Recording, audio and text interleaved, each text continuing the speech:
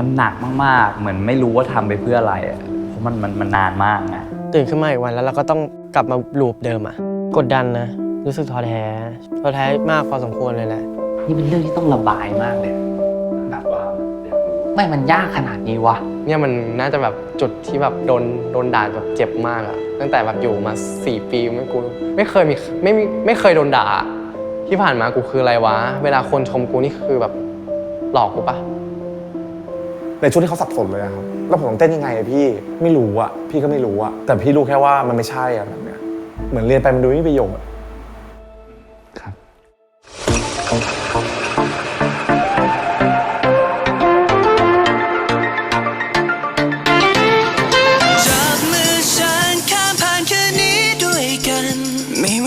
จะดีกว่านี้เวลาที่แสนพิเศษให้โลกทั้งไม่มีแค่เรา just come with me จะทำให้เธอได้ลืมทุกอย่างแค่จดจำนาที I just want you I just need you I just want you I just love you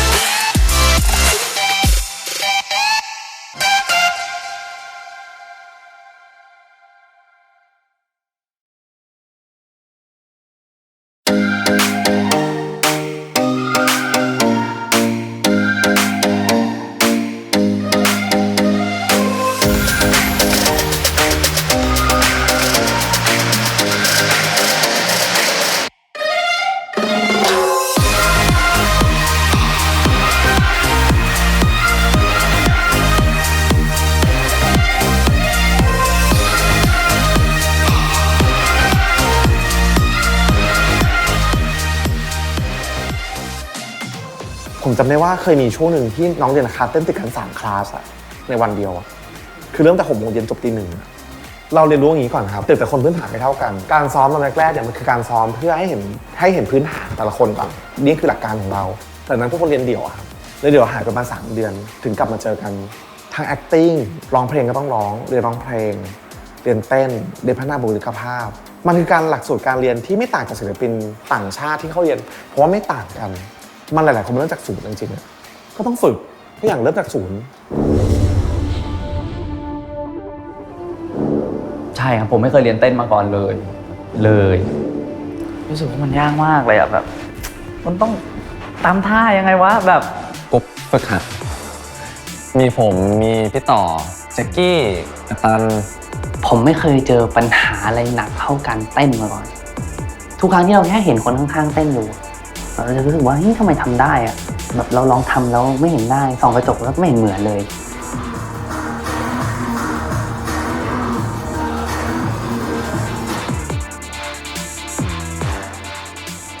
โห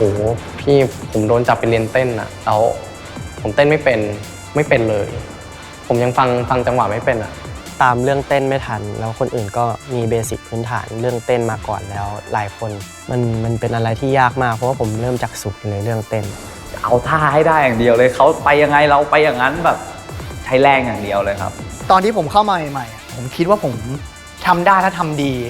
ทำให้เขาพอใจได้แต่พอหลังจากเทสครั้งแรกไปอย่างเงี้ยผมก็โดนว่ามันเต้นแล้วเหมือนเต้นแล้วมันไม่มีเสน่ห์มันเหมือนแดนเซอร์เกินไปมันเป็นคำด่าที่ผมรู้สึกว่าเจ็บมากครับผมไม่ได้ดูถูกอาชีพแดนเซอร์นะแต่ผมรู้สึกว่าแดนเซอร์ศิลปินมันก็มีเคมีเข้ามาอย่างที่ต่างกันมันไม่ใช่สิ่งที่เป็นธรรมชาติของเขาแล้วก็แนะนำเข้าไปเลยเขาก็แบบแรกๆน้องคงตกใจก็มีการปรับตัวกลายว่าต้องเรียนอีกแบบหนึ่งความมั่นใจในสมัยก่อนเป็นความคิดที่ไม่ได้เรียกว่าผิดแต่มันคือไม่เข้ากับการทำงานจริงๆเพราะว่าถ้าเกิดเรามั่นใจว่าเราเก่งแล้วเราจะไม่สามารถพัฒนาตัวเองต่อไปได้เราต้องทำตัวให้เหมือนแก้วน้ำที่ไม่เต็มครับที่สามารถเทได้เพิ่มได้ตลอดผมไม่เคยเชื่อว่าตัวเองร้องเพลงได้เลยแม้แต่นิดเลยนะแบบไม่เคยอะแต่เวลาฟังเองเราก็ฟังไม่ออกว่ามันดีขึ้นหรือเปล่าเนี่ยเราก็ต้องให้คนมาเทสเนาะเราไม่เคยได้รับคำชมจากการร้องเพลงตอนนั้นผมรู้ว่าผมร้องไม่ดีนะตอนนี้ผมก็รู้ว่าผมร้องไม่ดี เพราะว่าด้วยความที่ตัวเองเคยอยู่วงดนตรีมาก่อนแล้วเหมือนแบบรู้ว่าคำว่าร้องเพลงดีคืออะไรอ่ะมันเลยไม่รู้สึกว่าตัวเองร้องเพลงดีเลยอะ เราตามหาคนที่ทุ่มเทตรงนี้ได้ไงเราตามหาแพชชั่นไงรู้ว่าเครียดรู้ว่ากดดันแต่แบบถ้าเรามีกรอบเวลาที่ชัดเจนมีการฝึกฝนที่เหมาะสมถูกต้องและมากพอ เราเชื่อว่าทำได้แน่นอน เป็นสิ่งที่ผมเพิ่งค้นพบว่ายากมาก ซึ่งผมก็งงมากว่าการ acting มันคืออะไรตอนแรก แล้วพวกล็อตแรกๆที่เขาทำไป3 เดือนเขาทำกันได้ยังไงเพราะมันยากมาก มันยากมากจริงๆแล้วแบบมันกดดันมากอ่ะมันเป็นอะไรที่แบบมันเป็นอะไรที่ใหม่สำหรับผมด้วย มันไปแค่ข้างนอกไม่ได้ข้างในมันต้องรู้สึกด้วยไม่งั้นแบบทุกคนก็รู้ว่าเราแบบไม่เลียวมีโดนคอมเมนต์รอบนึงว่าแบบผมไม่ได้เลย ผมแบบไม่น่าดูแบบดูไม่มีเสน่ห์เวลาเล่นอะไรเงี้ย เขาบอกเราว่าเราที่โลเราได้ที่โลเราอ่อนที่สุดทางด้านการแสดงเราท้อแหละทำไมคนอื่นมันพัฒนาได้ก้าวกระโดดแล้วทำไมเรายังอยู่กับที่อยู่อะไรเงี้ย หนักใจเรื่องการแสดงครับเพราะผมมาจากศูนย์แล้วแบบทุกครั้งที่แสดงเหมือนแบบคนในกองมันเก่งกันหมดแล้วอ่ะ มีวันหนึ่งกลับบ้านไปร้องไห้เลยอะกลับบ้านไปกอดแม่ร้องไห้เลยทำไม่ได้เลยอะไรเงี้ย มองซ้ายมองขวาไงมึงมองซ้ายมองขวาตรงนี้กูก็ไม่เห็นดิ ที่มันเครียดความกดดันที่เกิดขึ้นมันเป็นเพราะว่าทุกคนมีเป้าหมายที่ชัดแหละว่าเราอยากทำให้คนยอมรับให้ได้จริงๆทุกคนมีผลงานมาก่อนแล้วยิ่งรู้สึกว่าต้องพิสูจน์ตัวเองว่าทำไงที่เขาไม่ชอบเราแค่หน้าตาเราอยากให้ลึกไปถึงคุณภาพของศิลปินตรงนั้นด้วยซึ่งเขาต้องเอาชนะแล้วก้าวข้ามสิ่งพวกนี้เขารู้ว่าสิ่งที่เขาทำมันไม่ใช่สิ่งที่เขาทำเล่นๆ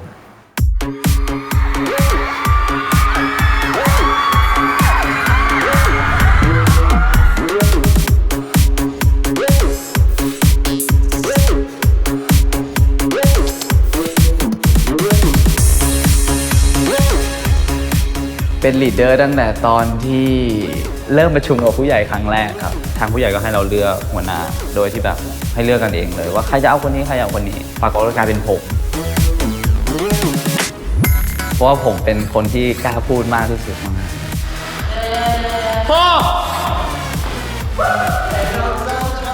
ไอเจมมันเป็นคนน่ารำคาญ เป็นสายแบบมีความมั่นหน้าสูงเวอร์เป็นสายแบบกวนตีนนิดนึงอะไรอย่างเงี้ย เพราะว่าเขามีความคิดที่ประหลาด แต่พอแบบมุมน่ารักมันก็แบบมันก็น่ารักดีอะไรเงี้ยข้อดีของมันคือเรียนรู้ไวมันเป็นคนเก่ง เป็นกัปตันที่ดีมาก สามารถหลีดทุกคนให้ไปในทางเดียวกันได้ ผมอาจจะไม่ได้ลีดทุกคนไปในทางที่ดีได้คือแต่ละคนมันก็มีทางของตัวเองอยู่แล้วแต่เราแค่เป็นคนที่ตีให้เข้าทางนิดนึงอะไรเงี้ยครับ เขาก็เลยได้เป็นกัปตันของโปรเจกต์นายเป็นนาย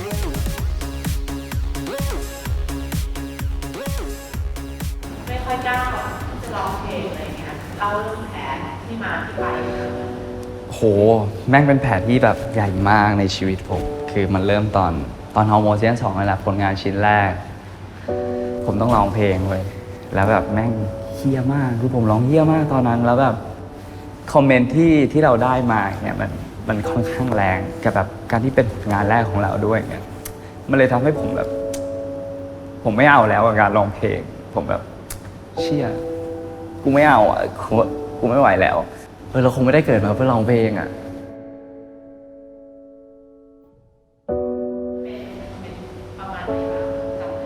โอ้ร้องงี้อ่ะร้องเลยเอาคนเก่ามาได้ไหมห่วยมากแบบมึงเลิกร้องเพลงเถอะมึงมาแล้วกูเปลี่ยนช่องเลยอะไรเงี้ยมันก็แบบหลายอย่างผมว่าผมอยากฟิกซ์อะไรบางอย่างคือต่อให้ผมแบบจะไม่เอาเรื่องการร้องเพลงแต่ผมรู้สึกว่าเราอยากสู้อ่ะเวลาเราอยู่คนเดียวเราก็ร้องเพลงนะแต่เวลาอยู่ต่อหน้าคนอื่นเราแค่ไม่ร้องเราแบบเหมือนเรามีปมเรารู้สึกว่าเราร้องแล้วมันต้องไม่พออะไรเราเลยอยากแบบอยากทำให้มันดีเราอยากเปลี่ยนตรงนี้เราอยากให้คนเห็นว่าแบบกูร้องดีนะอะไรแบบนี้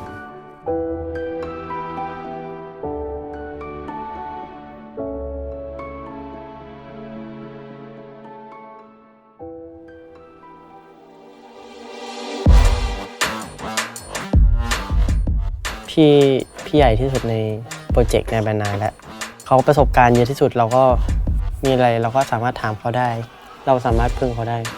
เรื่องการทำงานนี่พี่ต่อเป็นไอดอลมาตั้งแต่แรกอยู่แล้วอะจะเป็นคนที่ค่อนข้างซีเรียสรู้สึกถึงความเป็นแบบ พี่ใหญ่ของเขาได้อะตลอดเวลาอยู่แล้ว ผมก็อธิบายไม่ได้หลายอย่างเหมือนกันกับสิ่งที่ตัวเองเป็นแค่รู้สึกว่าฝึกมาแบบนี้คนไม่พอใจสักทีอะแบบเวลาเห็นตัวเองก็จะไม่รู้ทำไมแต่แบบจะไม่พอใจสักทีแบบถึงมันจะดีหรือไม่ดีนะแต่จะไม่พอใจอยู่ พี่ต่อเป็นคนที่เลนส์เสียงสูงมาก แต่ว่าเรื่องเต้นแบบพี่ต่อจะไม่ค่อยทันคือเวลาพี่ต่อเต้นคือเขาจะแบบเขาอาจจะช้ากับสิ่งนี้นั่นแหละครับผมแล้วก็จะค่อนข้างหัวร้อนเวลาเต้นไม่ทัน อ๋อเขาเต้นแบบแล้วแบบขาพันกันเลย แบบหน่อยแบบหัวร้อนในห้องเลย เขาตั้งใจผมเห็นความตั้งใจของเขาแต่เป็นเพราะว่าเขายังไม่ชินมากกว่า บางทีมันเลยมีช่วงหนึ่งที่แบบพี่ต่อเขาแบบบอกว่าไม่อยากเอาเรื่องเต้นแล้วไม่เต้นกูไม่เต้นแล้วได้ไหมอย่างเงี้ยก็มีแต่เขาก็สู้เขาก็ค่อนข้างจูนหลังๆเขาก็เต้นดีขึ้นตามแบบเร็วขึ้น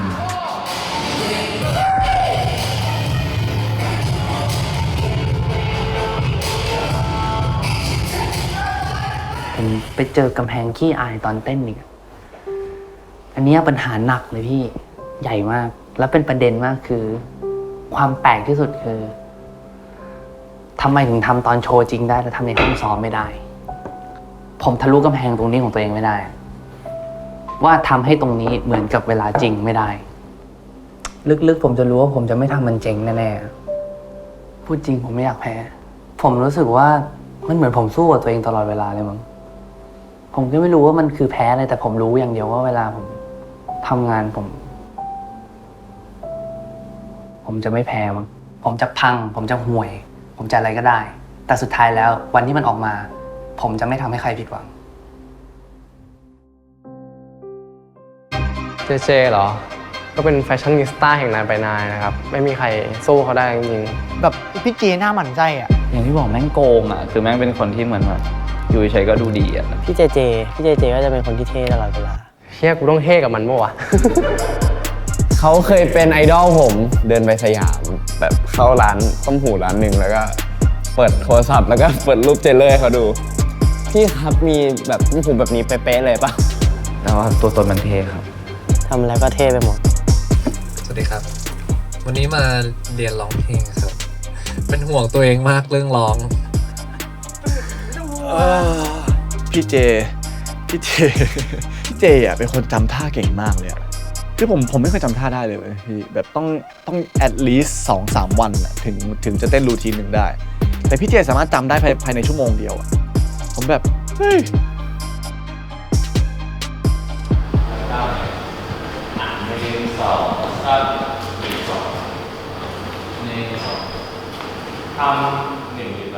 ช่วงเทสรอบแรกอะผมไหลหลุดในวันที่เทสช่วงที่ก่อนไหลหลุดอะผมว่าผมพัฒนาขึ้นกว่าเดิมมากอะครับแต่พอแบบกลับมาทุกคนเก่งหมดเก่งแบบโอ้โหตามไม่ทันแล้วอะตามไม่ทันเลยอะครับนั่นคือบอกที่ร้องไห้ครับใช่ครับคือร้องเพราะเจ็บร้องเพราะอะไรร้องเพราะว่าตามเพื่อนไม่ทัน เพื่อนไปกันหมดแล้วครับ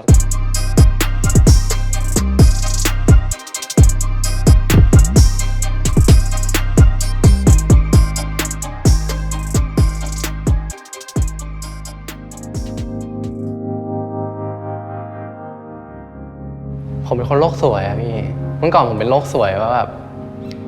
ไม่อยากให้มีคนเกลียดตัวเอง ไม่อยากให้แบบมีสิ่งไม่ดีอย่างเงี้ยเหมือนเรายังเด็กด้วยมั้งเราก็เลยไม่รู้ว่าโลกข้างนอกมันไม่ใช่แบบทุ่งดอกไม้เหมือนที่เราเคยอยู่อย่างเงี้ยพอเราเริ่มโตขึ้นเรื่อยๆมันรู้สึกว่าเชี่ยโลกมันก็มีนรกจริงๆนี่หว่า พี่กับจะเป็นคนเงียบๆมาตั้งแต่แรกอยู่แหละเขาไม่ได้เป็นคนพูดเยอะ เขาเป็นคนเงียบๆนิ่งๆอยู่กับตัวเองเยอะ กัปตันเนี่ยมันจะเป็นคนที่แบบมีโลกส่วนตัวสูงมากช่วงแรกๆโปรเจกต์เราเป็นคนที่อยู่ในชะตากรรมเดียวกันครับก็คืออยู่ในระดับที่ สอบไม่ผ่านตั้งแต่แรกหน่อยแบบกลัวนู่นกลัวนี่ซึ่งผมกับเขาก็เป็นคนที่ค่อนข้างขี้กลัวเหมือนกันอะแต่ว่าด้วยความขี้กลัวนั้นเราทั้งสองคนก็ดันมีเปลือกคล้ายๆกันก็คือแบบเฮ้ยกูแข็งแต่จริงๆแล้วข้างในกูอ่อนแต่มันเป็นคนตั้งใจมากมันมีคำพูดหนึ่งของพี่วุฒิที่ผมจำได้คือการเทสรอบแรกอะพี่วุฒิบอกว่าแบบที่กลับได้อยู่อะเพราะว่าเป็นความตั้งใจของมึงอะไรเงี้ย ผมว่ามันเป็นคนที่เปิดใจกับผมมากเลย รู้สึกเหมือนเป็นน้องชายมั้งน้องชายจริงๆผมว่าตอนนั้นคนอยากช่วยเหลือกัปตันมันเยอะอะแต่เราก็เป็นหนึ่งในคนที่เราก็ช่วยแหละคุยเยอะมากแล้วกันเป็นที่รองรับในวันที่แบบมันรู้สึกว่ามันล้มแล้วจริงๆอะแต่ผมจะไม่ยอมให้มันล้มอะใช่ผมว่าโชคดีมากที่ว่ามาเจอชีวิตจริงๆตอนที่ยังเด็กหลายคนเขาไปเจอชีวิตจริงๆตอนที่เขาโตแล้วอะพอเขาล้มกันทีคือลุกกันแทบไม่ขึ้นเหมือนกันนะ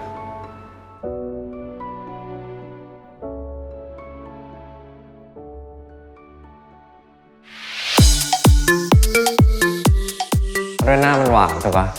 แต่พอมันรู้จักจริงๆไปมันแม่งเป็นเด็กแสบมากพี่สุดท้ายส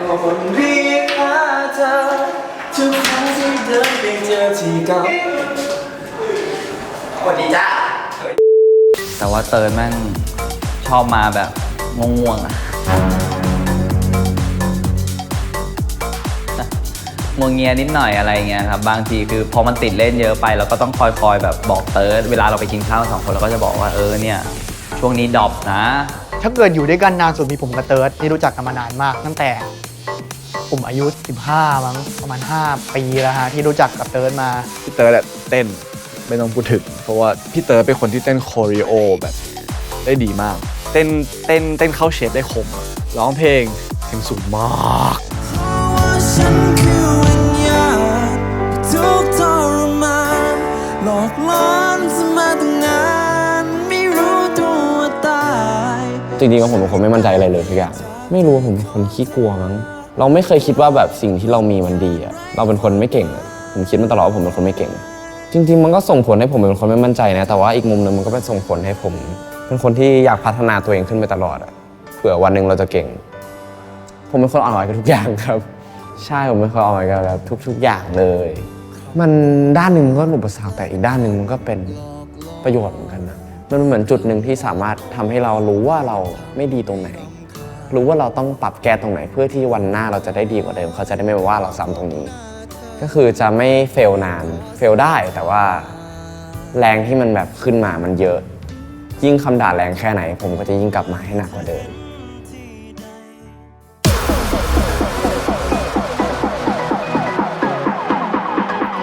ส่วนตัวผมเป็นคนที่ชอบเก็บความกดดันไว้กดดันตัวเองผมไม่ชอบคนเยอะๆถ้าเกิดวันไหนที่ผมเงียบคือผมจะเงียบเลยนะครับผมจะไม่คุยกับใครเลยพี่บอเช่ก็จะเป็นคนที่แบบนิ่งๆหน่อยเป็นคนดีแบบว่าดีอ่ะถ้าอยากได้ความอบอุ่นดูแบบชัมมิ่งหน่อยผมจะอยู่กับปอร์เช่เป็นคนเป็นน้องที่น่ารักมากมีสัมมาคารวะมากปอร์เช่เป็นคนที่ผมว่านิสัยดีที่สุดในนายมานายนะครับชื่อปอร์เช่นะครับผมอยู่โปรเจกต์นายเป็นนายตัวพีเขาครับฟังเล่นผักตัวเลยเช่เป็นคนที่สนิทกับผมมาตั้งแต่อยู่การเกษตรละ5-6 ปีได้มั้งทุกครั้งก็จะแบบไปกินข้าวกับแม่เช่แม่ผมแล้วก็นั่งกัน4 คนแบบเป็นแฮปปี้แฟมิลี่มันเต้นเก่งมากแล้วผมรู้สึกว่าแบบโปรเจกต์เราก็ต้องการคนแบบนี้คนที่จะแบบพอนำเราไปไกลกว่าเดิมในด้านใดด้านหนึ่งไม่ต้องพูดถึงเรื่องเต้นเลยคือเรื่องเต้น the best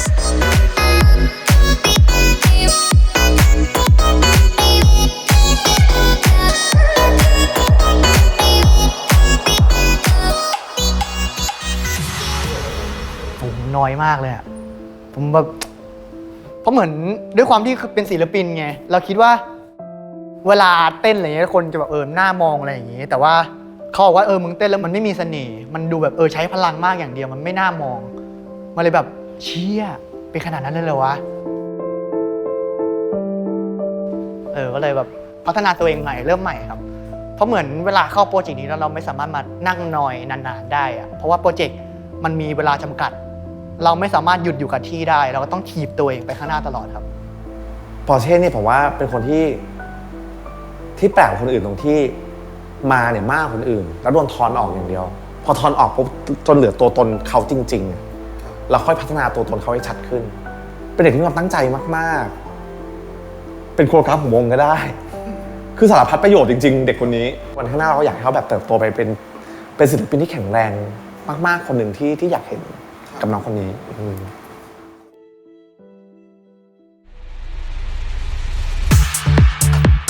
ชื่นชมไอมากเพราะว่า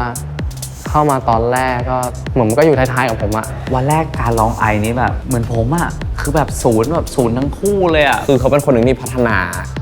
แบบก้าวกระโดดมากจนทุกคนเซอร์ไพรส์อ่ะเนี่ยไอ้เนี่ยมันก็แรกๆมันก็ไม่ค่อยเก็ตอะไรเงี้ยแต่พอมันเก็ตแล้วมันไปเลยแบบมันขึ้นได้แบบสูงมากแล้วมันร้องดีมากอะครับตอนนี้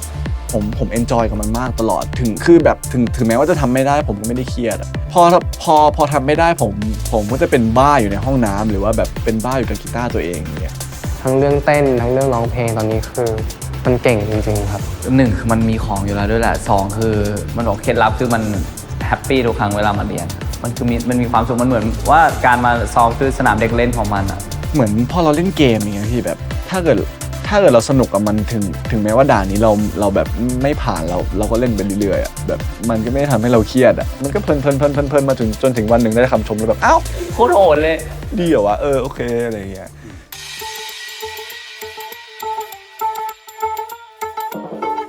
มันเป็นเด็กที่จังหวะแปลกๆอะครับ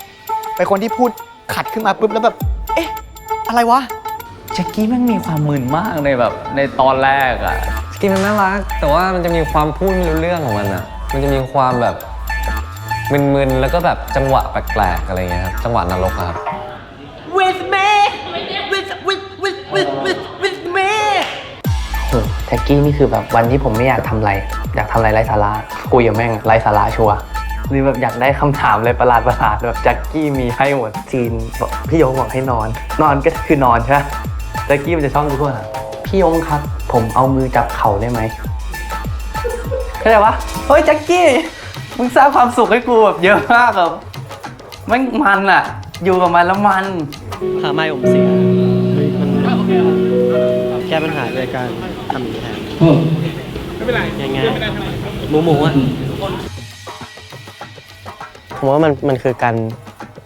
ารที่เราได้มาเรียนรู้อะไม่ท้อผมไม่ท้อเลยไม่เคยท้อกับโปรเจกต์นี้ตั้งแต่แรกมาไม่เคยท้อเลยไม่รู้เพราะอะไรสนุกที่ได้เจอพี่ๆสนุกได้เจอทีมงานหมกมุ่นได้เลยเรารู้สึกเราเสพติดสิ่งนี้ไปแล้วอะชีวิตประจำวันของเราก็มีแค่ใช้ชีวิตกับโปรเจกต์นี้ก็รู้สึกว่าเขามีพรสวรรค์ในการร้องมันมีแววตาบางอย่างที่รู้สึกว่าเด็กคนนี้ไม่ธรรมดาแจ็คกี้เป็นคนที่ตอนนั้นผมจำประโยคที่ผมพูดได้เลยอะผมใช้คำว่าพี่กล้าเสี่ยงกับเธอเพราะฉะนั้นเนี่ยวันนี้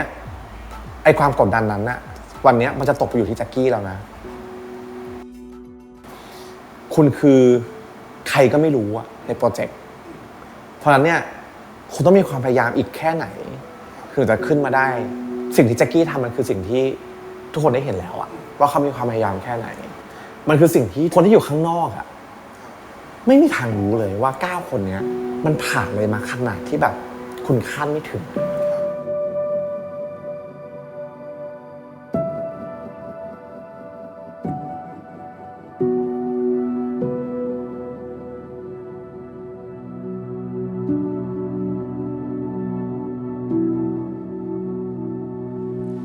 ก็ผมร้องไห้บ่อยมากกัน10 ครั้งนะครับมันท้อบางทีอะแบบซ้อมหนักมากแบบตั้งแต่บ่ายถึงแบบตี 1ตี 2อะไรเงี้ยมันเป็นความแบบความท้อความอัดอั้นอะไรอย่างเงี้ยมา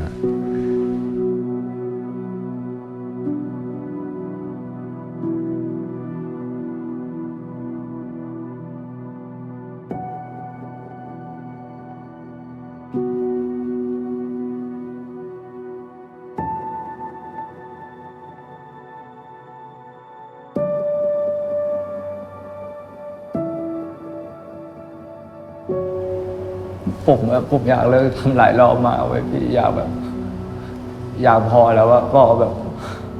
เก็บเงินได้ก้อนหนึ่งแล้วออกพอเลิกทุกอย่างเดี๋ยวใช้ชีวิตคนปกติ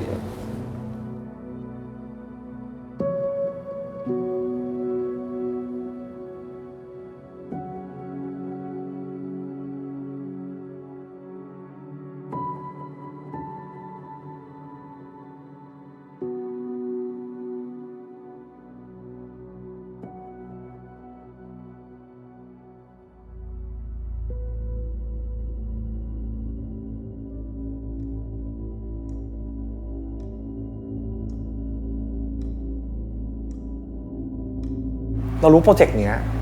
มันไม่ใช่เดือน2 เดือนวัน2 วันแล้วจบอะมันคือแบบเป็นปี2 ปี3 ปีเนาะเราอยากให้คนอยู่แล้วมันต้องมีความสุขด้วยอะเพราะทุกอย่างมันเหนื่อยมากอยู่แล้วมันเครียดมากอยู่แล้วอะ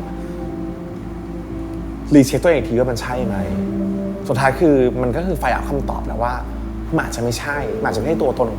ของมิวหรือของน้องเขาอะไรเงี้ย มิวมันมีทุกอย่างเกือบครบเลยมั้ง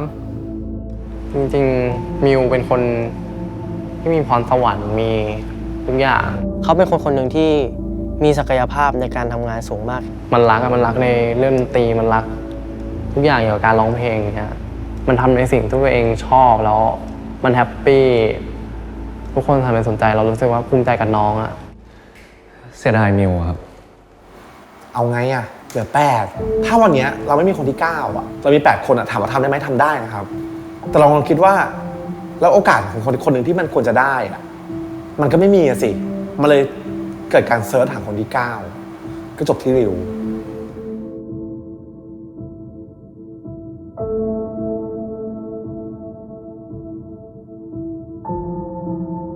ครับผมชื่อริวนะครับวชิรวิทย์อายุ17 ปีครับผม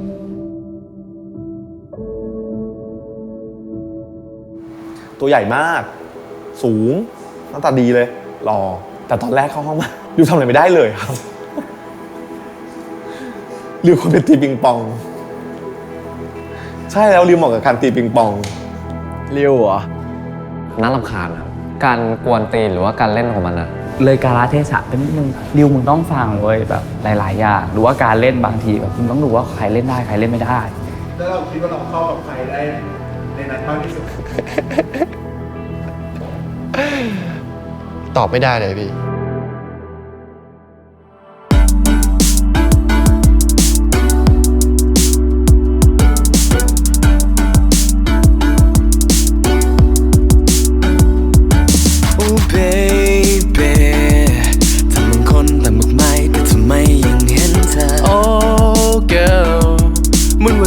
มีอะไรมากกว่าใครที่เคยพบเจอ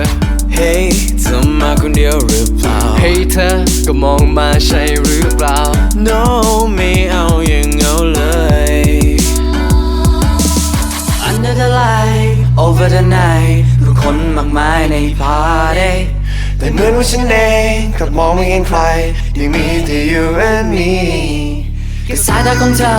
พาฉันให้เพ้อไปให้หลงอยู่ในภวังค์นี้ Baby what you do to me Baby what you do to me I just wanna get close to you แม้ว่าฉันจะคุมใจไม่อยู่ Ooh ooh ooh ooh ooh ooh Never found someone like you I just wanna get close to you คิดว่าเธอก็คิดเหมือนฉันอยู่ Just wanna ooh ooh ooh ooh ooh ooh ooh